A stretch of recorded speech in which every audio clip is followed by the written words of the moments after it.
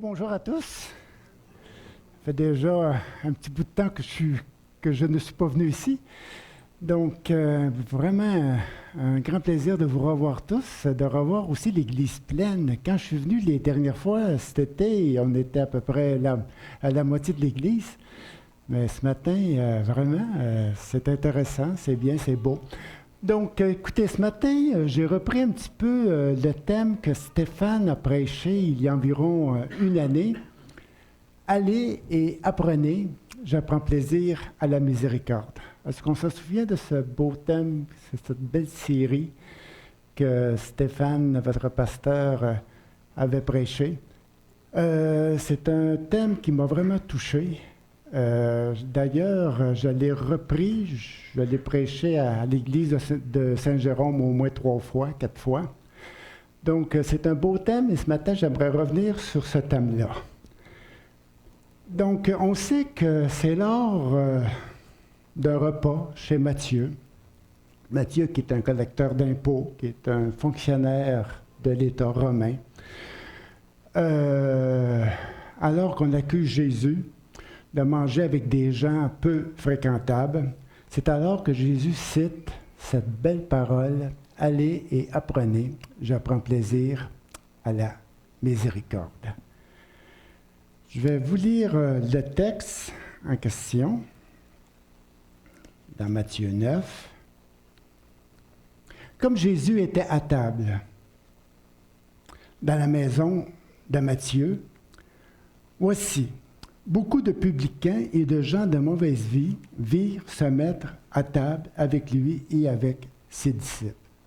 Dans un premier temps, ce qui m'a beaucoup frappé, c'est beaucoup de publicains et de gens de mauvaise vie sont venus s'asseoir avec Jésus dans la maison de Matthieu. Beaucoup, plusieurs.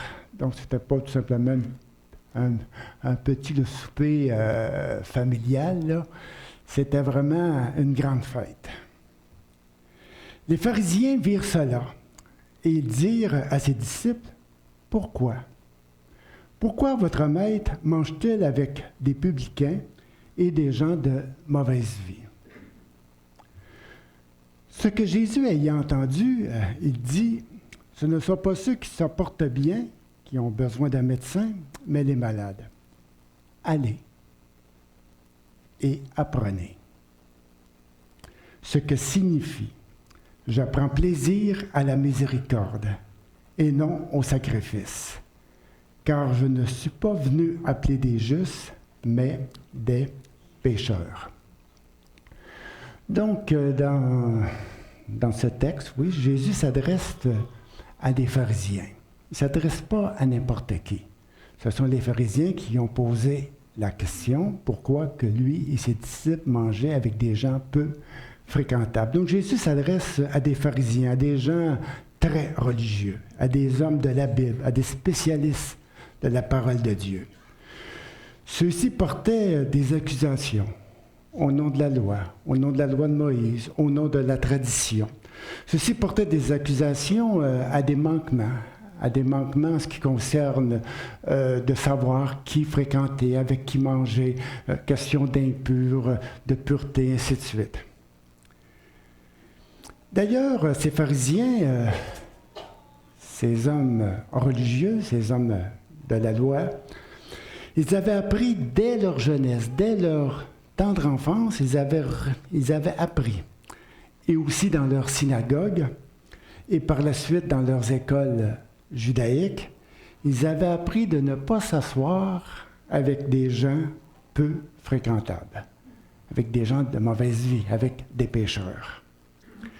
Et que le Messie, lorsqu'il viendrait, il viendrait récompenser les justes, ceux qui respectent la loi et les traditions, et punir les pécheurs, les infidèles à la tradition, à la loi. De là, leur question aux disciples de Jésus, avec une pointe d'ironie, n'est-ce pas? Pourquoi? Pourquoi votre maître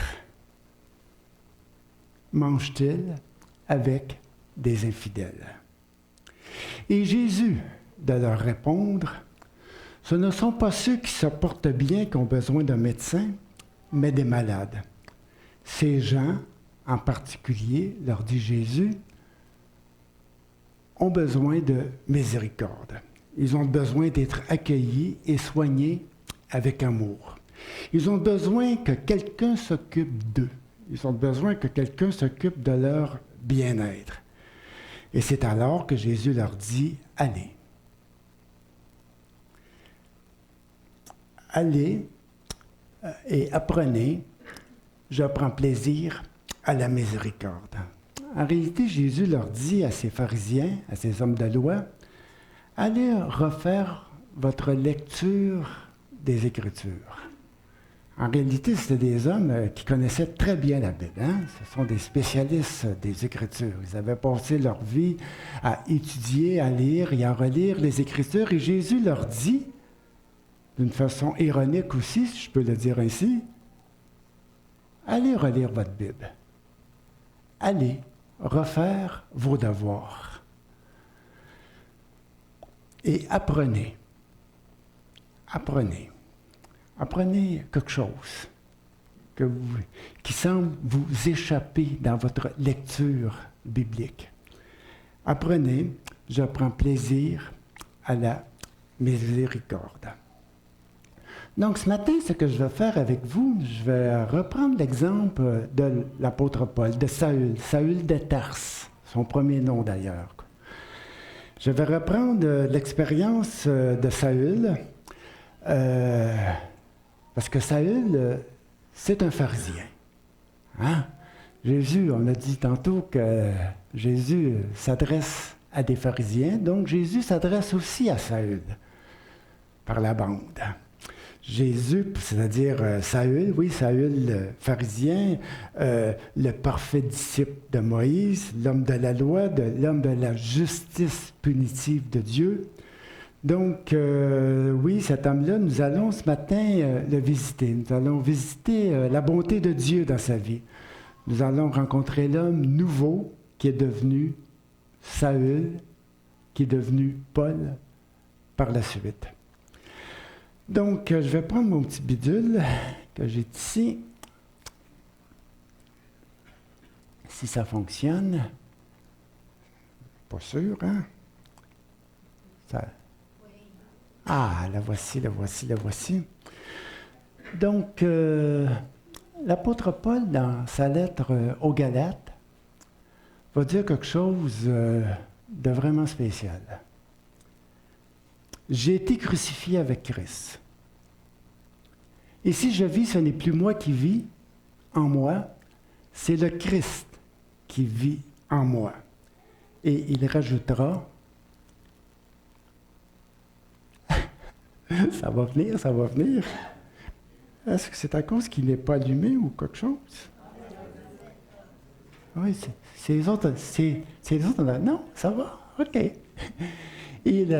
Et Paul rajoute dans sa lettre, « Ma vie en tant qu'homme, je la vis maintenant dans la foi au Fils de Dieu qui m'a aimé et qui s'est livré lui-même pour moi. » En réalité, ces mots que nous connaissons assez bien, n'est-ce pas? C'est un des premiers versets que j'ai appris au début de ma vie chrétienne. Donc, ces mots sont l'expression de sa propre expérience à lui, premièrement. Si vous l'avez vu, l'apôtre Paul, il ne dit pas « nous avons été crucifiés ». Il dit « j'ai, moi, Paul. Moi, j'ai été crucifié avec Christ. Ici, moi, je vis, moi, Paul, je ne vis plus. Si je vis, ce n'est plus moi qui vis en moi, mais c'est le Christ qui vit en moi. Ma vie en tant qu'homme, je la vis maintenant dans la foi au Fils de Dieu qui m'a aimé, moi, et qui s'est livré lui-même pour moi. Donc, en réalité, c'est son propre témoignage. Il parle de sa propre expérience à lui.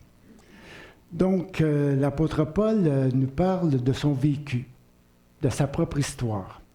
Donc, pour comprendre vraiment ces paroles de Paul, il faut un petit peu connaître le personnage. Pourquoi que Paul est arrivé un jour à dire « J'ai été crucifié avec Christ, et si je vis, ce n'est plus moi qui vis en moi, mais c'est le Christ qui vit en moi. »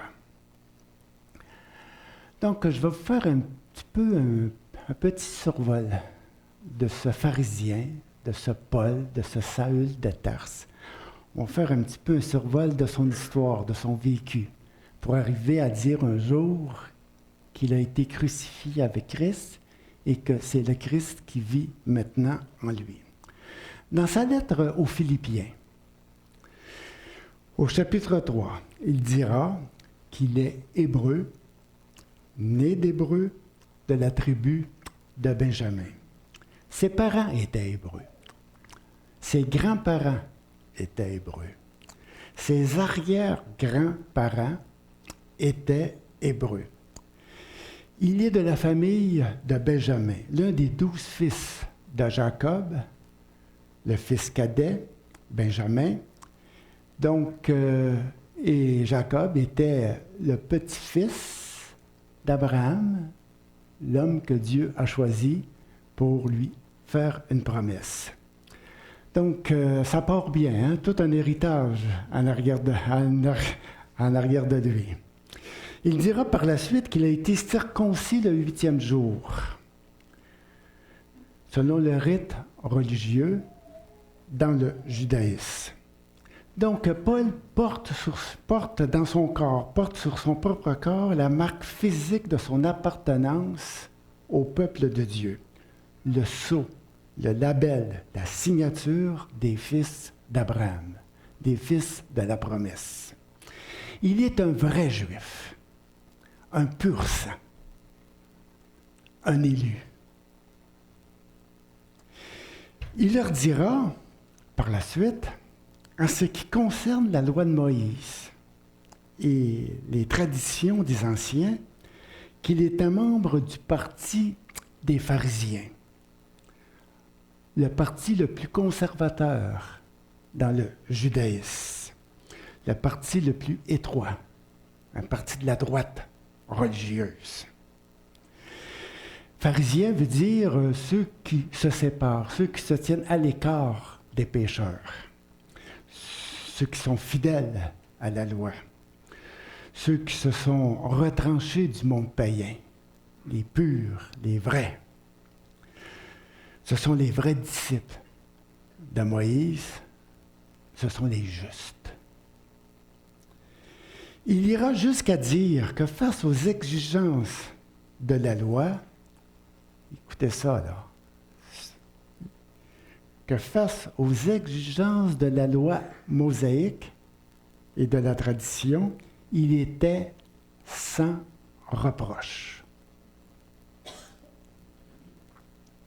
Il ira jusqu'à dire dans sa lettre aux Galates que dans sa pratique du judaïsme, il allait encore plus loin que la plupart des Juifs de sa génération, qu'il était bien plus zélé qu'eux pour les traditions qu'il avait reçues de ses ancêtres.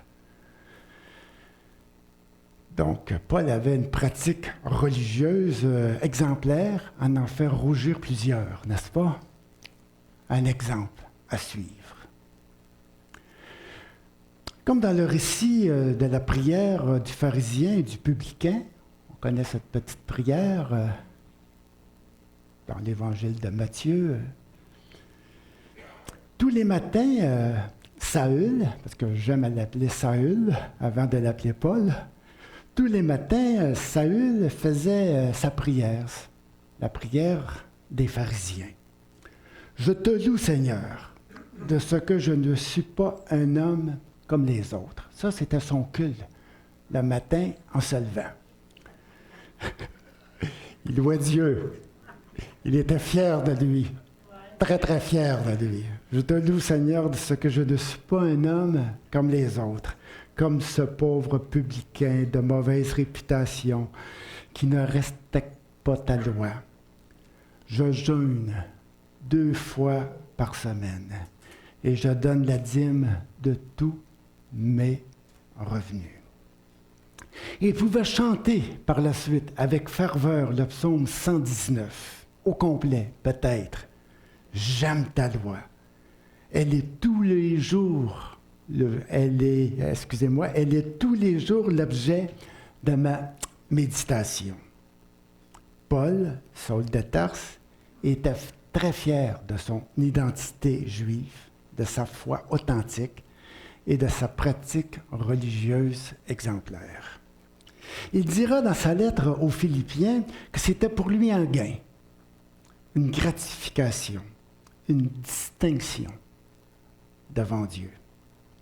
Il dira dans son témoignage devant le roi Agrippa pour décrire sa loyauté et son engagement envers la religion de ses pères, il dira « Dans mon zèle pour la religion de mes ancêtres, je jetais en prison tous les hérétiques de mon peuple. En vertu des pouvoirs que j'avais reçus des chefs des prêtres de Jérusalem, un grand nombre des disciples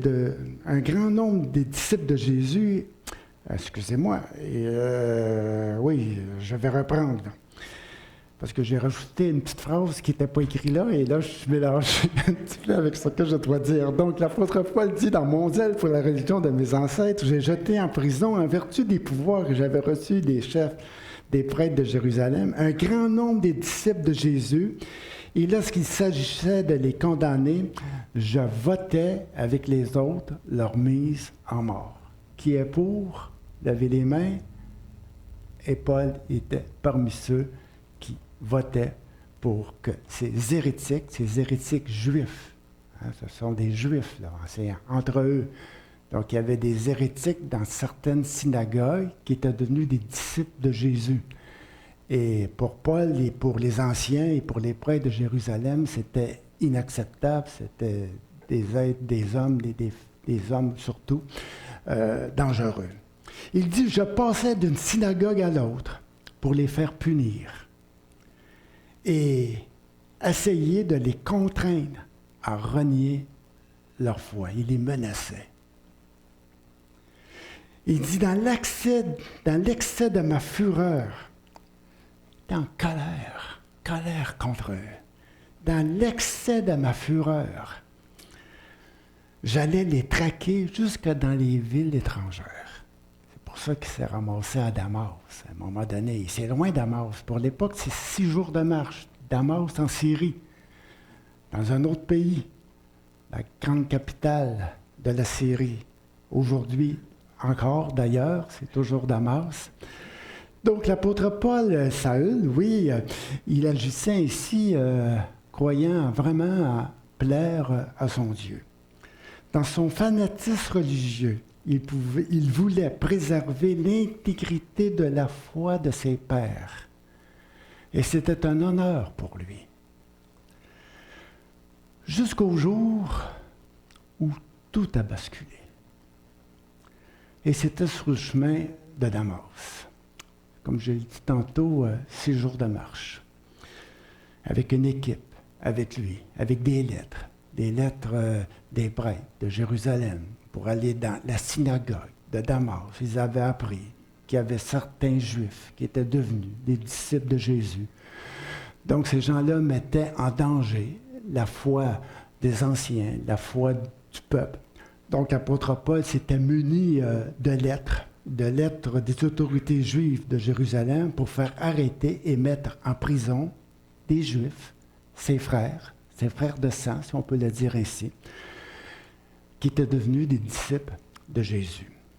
Sur sa route, quelques milles avant d'arriver à Damas, sur sa route, une nouvelle lumière apparaît, une nouvelle voix se fait entendre. La voix de Jésus. Pourquoi, Saül, me persécutes-tu? Qu'est-ce que t'as? Qu'est-ce qui te prend? Pourquoi fais-tu cela? Il tombe par terre. Il s'écroule. Il est complètement déboussolé. C'est le blackout total. Il ne voit plus rien. Il en perd la vue. Celui qu'il croyait, c'est-à-dire ce qu'il croyait voir avec les yeux des pharisiens, il ne le voit plus. Ce qu'il avait entendu toute sa vie dans le judaïsme, il ne l'entend plus. Ce n'est plus la voix de Moïse qu'il entend, c'est la voix de Jésus qu'il entend. Pourquoi me persécutes-tu? Pourquoi es-tu si cruel envers moi et envers mes disciples? 3 jours, la Bible dit 3 jours. 3 jours d'incompréhension, de remise en question, de réflexion profonde. 3 jours d'introspection sur sa vie, sur sa croyance, sur son service pour Dieu. Et c'est le jour de son baptême, de ce qui s'est rendu à Damas, parmi ses frères. Et c'est le jour de son baptême à Damas, le jour de son entrée dans la communauté des croyants, que ses yeux se sont ouverts par le Saint-Esprit. Une nouvelle réalité, une nouvelle image de Dieu, une nouvelle vision du monde se présente à ses yeux. Un homme nouveau vient de naître en lui. Il va apprendre, à partir de ce jour, il va apprendre. Allez et apprenez, avait dit Jésus à des pharisiens. Il va apprendre ce que signifient les paroles de Jésus. Je prends plaisir à la miséricorde. Je ne sais pas si vous avez appris. Moi, ça m'a pris du temps à apprendre que Dieu prenait plaisir à la miséricorde. Je vais y revenir tantôt parce qu'on a tous un petit pharisien qui demeure à l'intérieur de nous. L'apôtre a dû apprendre ce que signifie « je prends plaisir à la miséricorde ». Le vieil homme, le pharisien, le légaliste vient de mourir. Crucifié avec Christ, dit-il. Je suis mort. J'ai été crucifié avec lui. Ce jour-là, Paul, c'est-à-dire Saul, est mort. Paul est né. Et si je vis, ce n'est plus moi qui vis. C'est le Christ qui vit en moi. C'est sa bonté, c'est son amour, c'est sa miséricorde. Sa miséricorde pour les perdus, sa miséricorde pour le monde, sa miséricorde pour les infidèles. C'est le Christ d'amour, le vrai Christ, le Christ ressuscité, le Christ vivant, le Christ qui a donné sa vie à la croix. C'est celui-là qui vit en moi. Ce n'est plus Moïse qui vit en moi. Ce n'est plus le vieux pharisien qui vit. Il y a une identité nouvelle qui est entrée en lui. Je pourrais le dire ainsi. C'est le Christ qui vit en lui. Il dira, et ça c'est vraiment touchant, il dira, ma vie en tant qu'homme, je la vis maintenant, aujourd'hui, présentement, dans la foi, dans celui que j'ai persécuté, dans la foi au Fils de Dieu, qui lui m'a aimé, alors que je ne l'aimais pas, alors que je ne le connaissais pas, alors que je n'avais aucune idée et que je persécutais ses disciples, lui m'a aimé, lui m'aimait. Il m'a aimé, il s'est livré, il s'est donné, il s'est livré lui-même. Lui qui pensait que les Juifs l'avaient crucifié, ou par les Romains, qu'on lui avait enlevé la vie, il dit non. C'est lui qui s'est livré lui-même par amour pour moi, et c'est très, très personnel ce qu'il dit. Il n'emploie pas le « nous ». Il ne dit pas « ici, je vis maintenant, je vis dans la foi, dans celui qui nous a aimés et qui s'est livré lui-même pour nous ». C'est pas ça qu'il dit. C'est très, très, très personnel ce qu'il dit. Qui m'a aimé, moi,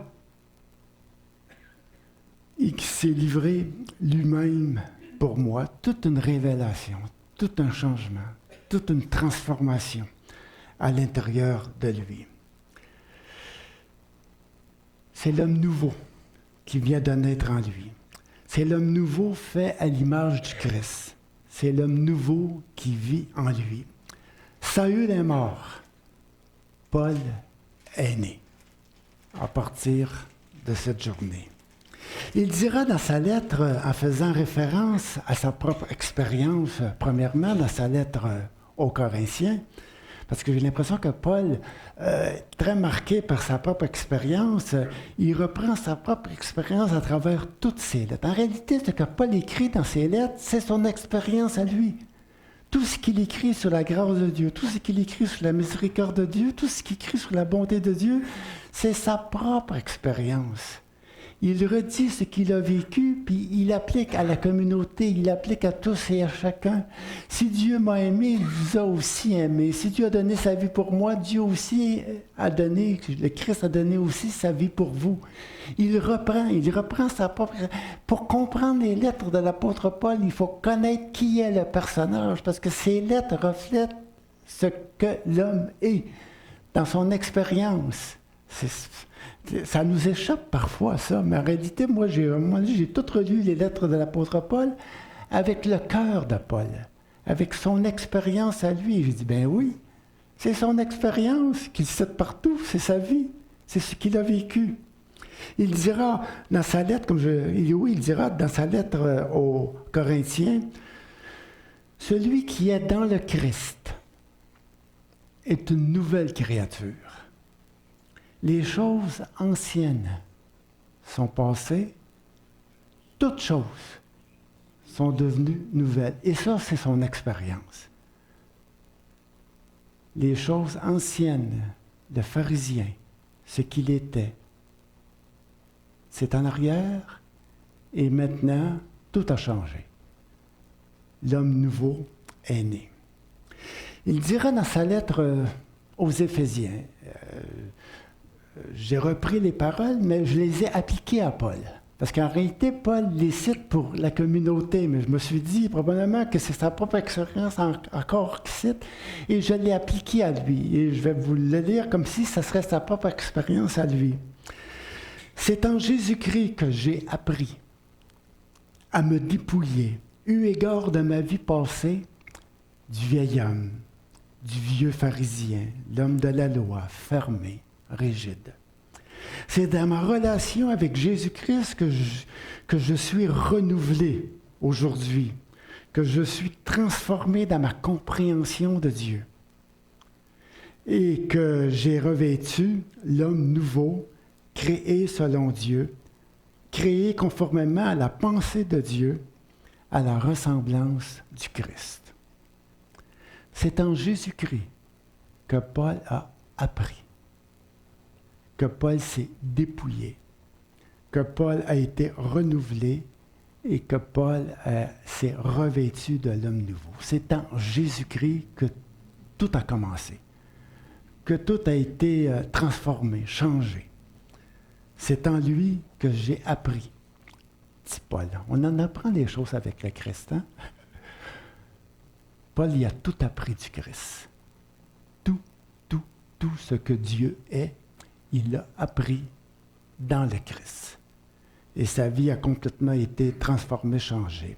Dans sa lettre aux Philippiens, il dira que tous les avantages que lui procurait le judaïsme, il les regarde aujourd'hui comme d'aucune utilité. Je vais reprendre ses propres mots, comme des déchets.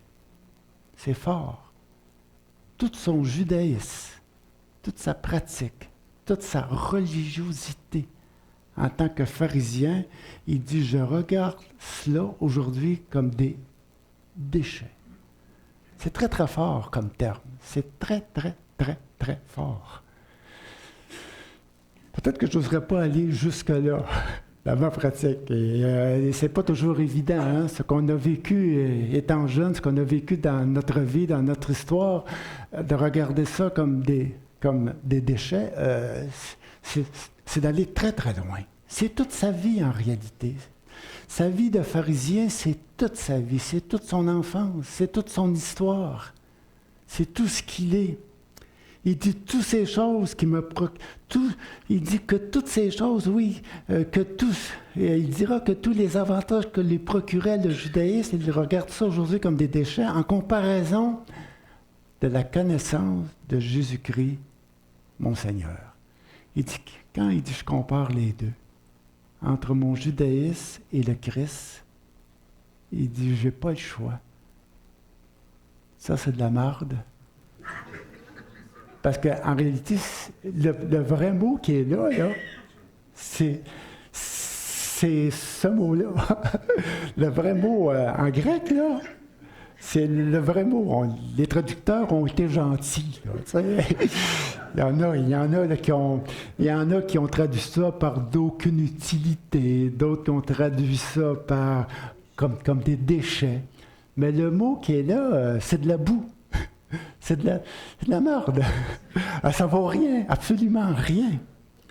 Il dit ça vaut rien à comparaison de la connaissance de Jésus-Christ.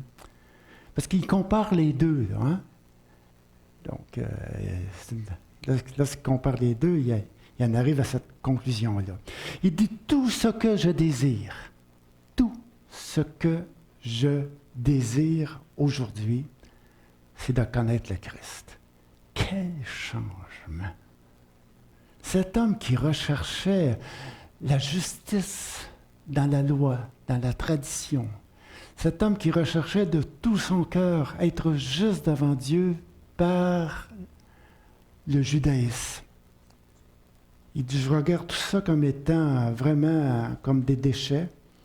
Et ce que je désire aujourd'hui, par-dessus tout, c'est de connaître le Christ et la puissance de sa résurrection qui renouvelle en profondeur l'être humain, qui crée un homme nouveau à la ressemblance de Dieu, un homme qui prend plaisir à la miséricorde. Parce que Paul, il condamnait tout le monde. Il condamnait tout le monde. Pour lui, Matthieu et sa gang, ils n'avaient pas passé le test. Hein?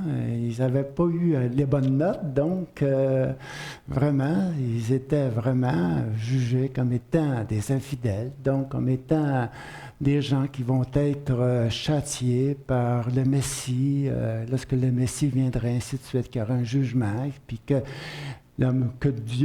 Jésus, en envoyant le Fils, était vraiment pour juger le monde, pour détruire le monde. Ce que Paul souhaitait, c'est que le monde soit détruit. C'est bizarre. Il souhaitait que le monde romain, que le monde païen, que le monde idolâtre soit détruit une fois pour toutes. Malheureusement, il y a encore des chrétiens qui pensent ça. Et c'est triste. C'est très, très triste. Je suis obligé de me poser la question parfois, qui est celui qui vit en moi? Qui est celui qui vit en nous? Beaucoup plus tard, dans sa lettre à son ami Timothée, son enfant bien-aimé dans la foi, celui à qui il a enseigné la bienveillance de Dieu envers tous les êtres humains. Il va lui exprimer toute sa gratitude envers la miséricorde de Dieu envers lui. Et là, je vais vous lire le texte, parce que ça vaut vraiment la peine. Il dit, je rends grâce. Je rends grâce à Jésus-Christ, qui a fait de moi un homme nouveau. Moi qui étais un persécuteur, un homme violent, un homme... Je vais essayer de revoir mes notes, là, parce que j'aimerais vraiment ça les lire. OK, c'est ici. Un homme qui jetait en prison les disciples de Jésus, un homme qui les pourchassait d'une ville à l'autre pour les mettre à mort. Oui, j'ai obtenu miséricorde. Parce que j'agissais, oui dis-je, par ignorance dans l'incrédulité. Parce que je ne savais pas. Je n'avais pas appris. J'ignorais. J'ignorais ce que Dieu était. Pourtant, j'étais un religieux, j'étais un pharisien, j'étais un homme de la Bible, un homme de la loi. J'avais passé à côté de l'essentiel, à côté de ce que Dieu est. Vous savez, parfois, les chrétiens qui voient dans les Écritures seulement des règles et des jugements. On a l'impression, parfois, surtout en lisant l'Ancien Testament, Moi, pendant longtemps, j'avais l'impression que c'était un livre de jugement et un livre de loi. Hein? Tu fais bien, récompense. Tu fais mal, punition. Et c'était ma façon de lire les Écritures. Un petit pharisien, hein? Un petit pharisien qui vivait en moi. Pourtant, Jésus avait une autre lecture des Écritures. Quand Jésus dit aux pharisiens, allez refaire vos devoirs, allez relire la Bible, allez apprendre. Dieu prend plaisir à la miséricorde. Ça leur avait complètement échappé. Spécial, hein? Passer à côté de l'essentiel. Donc l'apôtre Paul, il dit, oui, moi aussi, j'agissais par ignorance, dans l'incrédulité. Je n'avais pas saisi la miséricorde de Dieu pour le monde entier, pour les pécheurs. Il dira par la suite, dans la surabondance de la grâce, notre Seigneur a fait naître en moi la foi et l'amour que l'on trouve dans l'union avec Jésus-Christ. J'aime tellement le mot surabondance. Vous savez c'est quoi? De la surabondance? C'est beaucoup, hein? C'est vraiment beaucoup, c'est extrême, c'est excessif. La définition de surabondance dans le dictionnaire, c'est écrit en quantité plus grande qu'il est nécessaire, qu'il va au-delà de toute attente. En quantité plus grande qu'il est nécessaire. Ça aurait été correct de dire tout simplement dans sa grâce. C'était correct. L'apôtre Paul pousse ça beaucoup plus loin. Il dit en quantité abondante. Dans la surabondance de sa grâce, notre Seigneur a fait naître en moi ce qui n'existait pas en moi. Un amour pour lui, une confiance en lui, que l'on trouve dans l'union avec Jésus-Christ. Il continuera.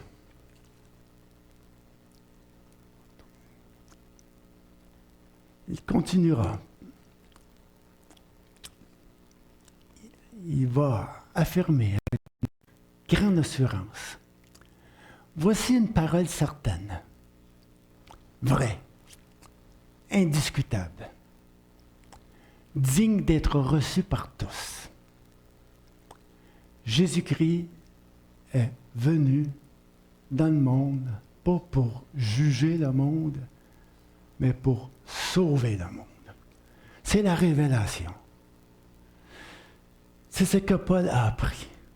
Dieu a envoyé son Fils dans le monde, pas pour détruire le monde, mais pour restaurer le monde, pour sauver le monde, pour sauver les êtres humains dont j'en fais partie, dont vous en faites partie.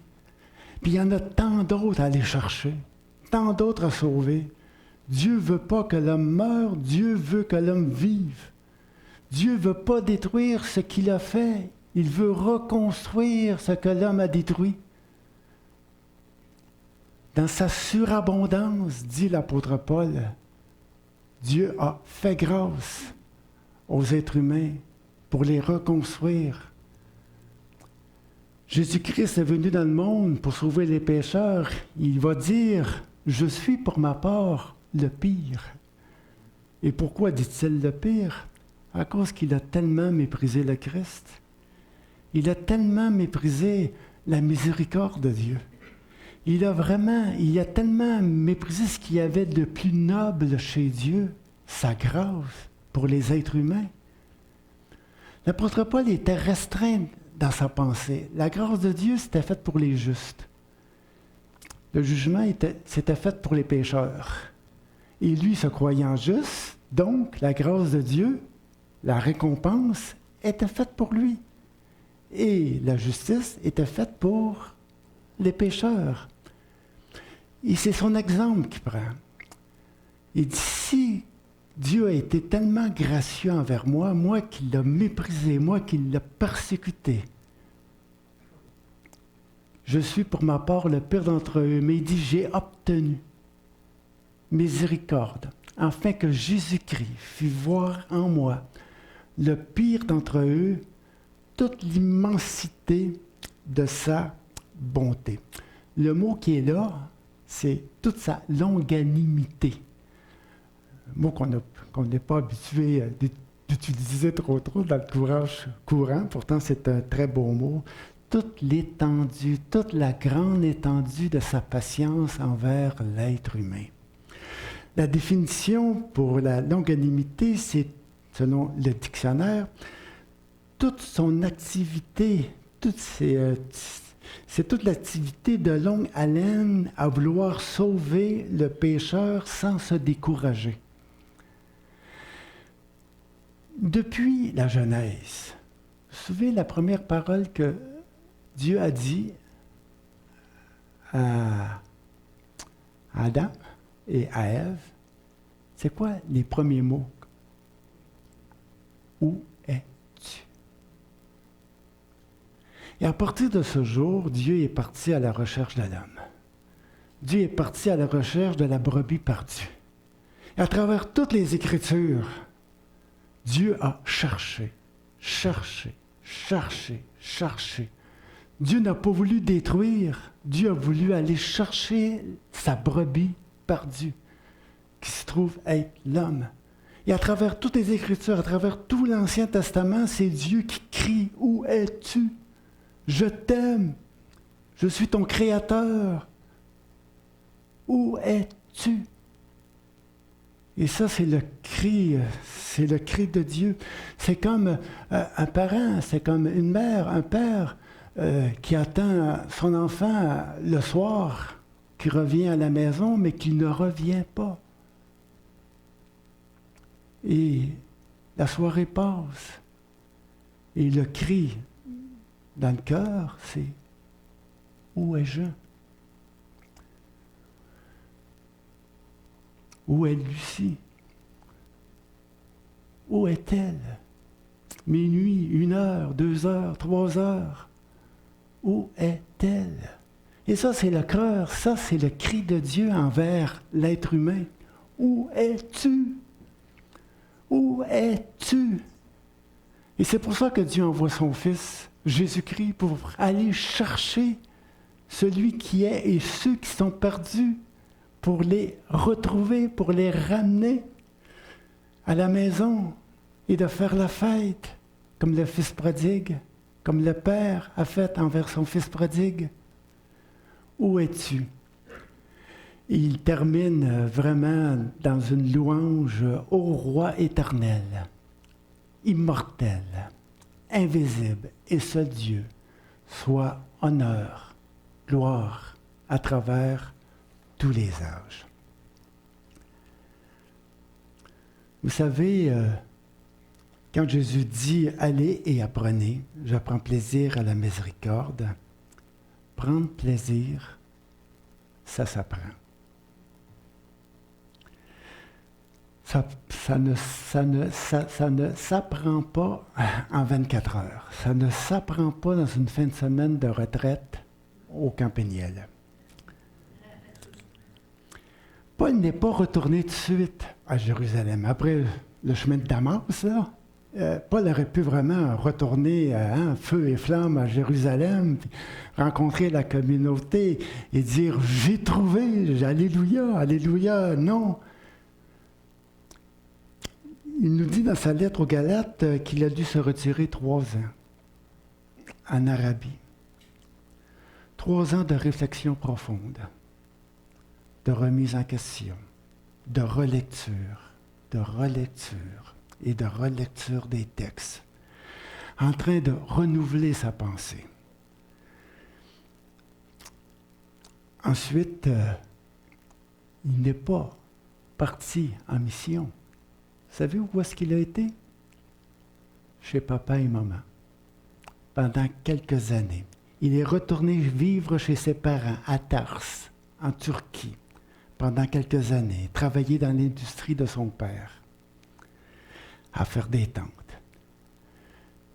Un temps pour remettre en place toute une vie. Il venait de loin, de très très loin, Un changement, ça ne se fait pas en 24 heures.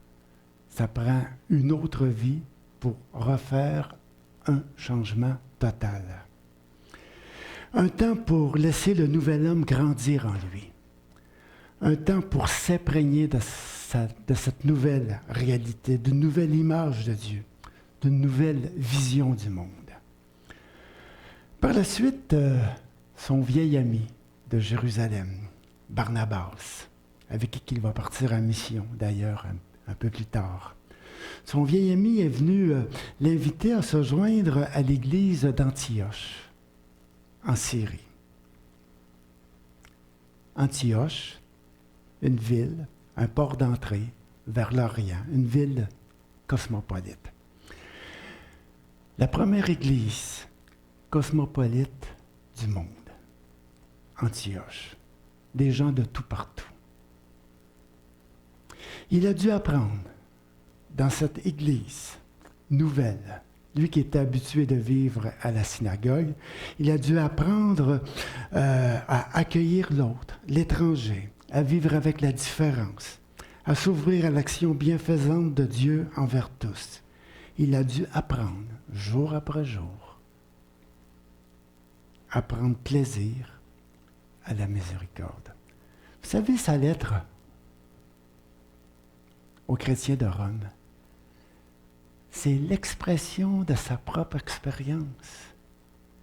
Il décrit tout ce plaisir que Dieu prend à la miséricorde à travers toute sa lettre. Jusqu'au jour où l'Esprit de Dieu a dit à la communauté, « Mettez-moi à part Paul. Il est prêt maintenant à remplir la mission pour laquelle je l'ai choisi et préparé. » Ça prend du temps à préparer un homme, ça prend du temps à préparer une femme. On ne peut pas partir en mission comme ça. On ne peut pas avoir un poste dans l'Église comme ça. Il faut que le cœur soit changé. Il faut que le Christ, il faut que le pharisien meure en nous. Parce que si le pharisien ne meurt pas en nous, on va conserver en nous un jugement. On va conserver en nous une certaine rigidité. On va conserver en nous des choses qui vont faire en sorte qu'on va blesser plus qu'on va guérir. Ça prend du temps. Ça prend du temps. Et même des fois, je me demande si j'ai moi-même appris. J'ai l'impression que je suis encore en train d'apprendre. Et je ne sais pas si un jour je vais avoir totalement compris que le Christ veut vivre en moi. Que le Christ veut vivre sa miséricorde à travers moi. Que le Christ veut vivre sa bonté, son amour à travers moi. Il y a toujours le petit pharisien qui remonte à la surface. Il y a toujours le petit pharisien qui fait sa propre loi, ses propres règles, qui a ses propres jugements, qui a ses propres rejets. Il y a de la misère à mourir. Il y a de la misère à mourir. J'essaie de le renfoncer. J'essaie de l'éloigner. L'apôtre Paul, lui, il dit, je vais les crucifier. Il est mort. Je ne sais vraiment pas comment il a fait. C'est toute une expérience. C'est toute une vie d'en arriver là. Donc, Jésus nous dit, allez et apprenez. Comme je l'ai écrit ici, on peut savoir beaucoup de choses dans la Bible. Mais si on n'a pas appris que Dieu prend plaisir à la miséricorde, on n'a rien appris. On ne sait rien de Dieu. On a passé à côté de l'essentiel. On a passé à côté de l'amour que Dieu a pour l'être humain. Où es-tu? Je vous laisse avec ça. Merci beaucoup.